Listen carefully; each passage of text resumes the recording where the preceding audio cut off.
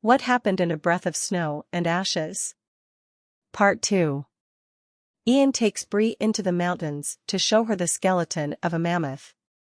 Along the way, he tells her the story of his time with the Mohawk, of his marriage and the string of unsuccessful pregnancies that ultimately lead him to be asked to leave.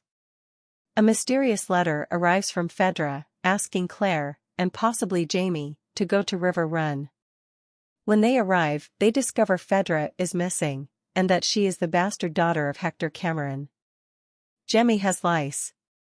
Through shaving his head, a mole is revealed in the same place Roger also has a mole. Everyone breathes a sigh of relief, and the readers rejoice. Lizzie is pregnant with one of the Beardsley twins' child, but she can't say which one. Chaos ensues. Lizzie must choose one of them to marry, but no agreement can be reached and she ends up being handfast to one, and married by an unwitting Roger, to the other. She is delivered of a healthy son and everyone is apparently okay with the situation. April 18, 1775, Paul Revere's Ride and the Battle of Lexington and Concord, the arguable beginning of the Revolution. Malva Christie is the second unmarried woman to be discovered to be pregnant. She claims the child is Jamie's, Claire slaps her, and rightly so. More chaos ensues as the people of the Ridge believe her story. Ian admits her unborn child could be his, though, apparently, it could just as easily belong to Bobby Higgins. Later, Claire finds Malva dead, her throat slit, in the vegetable patch. She performs an emergency C-section, but the child also dies. Richard Brown et al. Arrive to arrest Claire for murder. Jamie and Claire are briefly besieged but agree to go to Hillsborough with Tom Christie as escort. Jamie and Claire are stoned on their way, before being separated. Claire is taken to New Bern and imprisoned.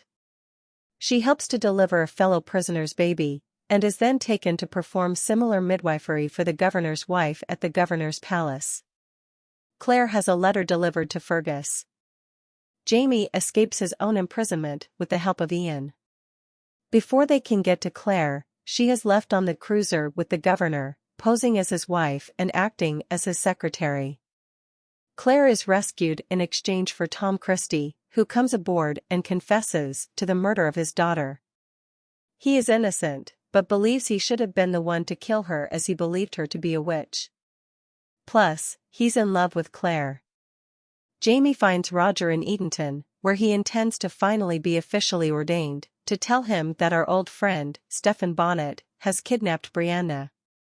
Bonnet takes Brianna to his house on Ocracoke, home of the Standing Stones, and intends to sell her to the highest bidder.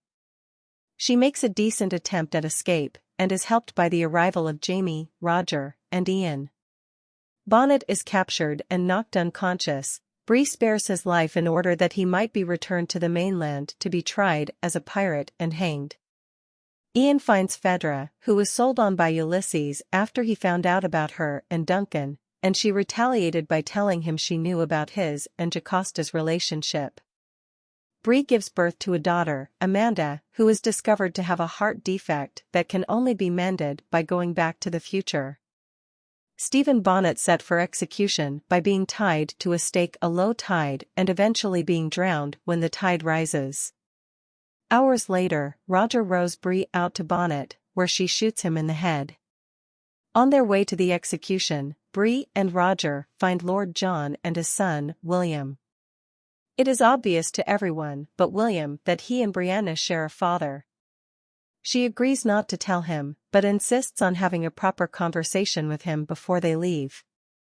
After Bree takes Amanda through the stones, Roger gives Jem the opportunity to stay behind with Claire and Jamie, but he follows his father. Claire speaks with Alan Christie and discovers it was he who killed Malva. The two of them had an intimate relationship and it was his child she was carrying. Ian kills him. How did A Breath of Snow and Ashes end? December 21, 1776. Donner and his friends arrive on the ridge, demanding gemstones to give them safe passage back to the future. They refuse to believe the stones are gone and continue to trash the house. The ether leaks, and when Ian lights a candle, the house is engulfed in flame. Jamie and Claire make it out, though Donner and his friends aren't as lucky. In the confusion, it is revealed it is Arch-Bug who was the mysterious escort of the Frenchman's gold. Jamie asks Arch and his wife to leave the ridge. Jamie decides that he and Claire will visit Scotland to retrieve his printing press, then return to America to fight. The Mackenzies move into Lallybroch and find a wooden box with the name Jeremiah Alexander Ian Fraser Mackenzie burned into the top. It contains 2 books, a small cherrywood carving of a snake, and a stack of letters, the topmost of which is from Claire, telling them that they survived the fire on the ridge.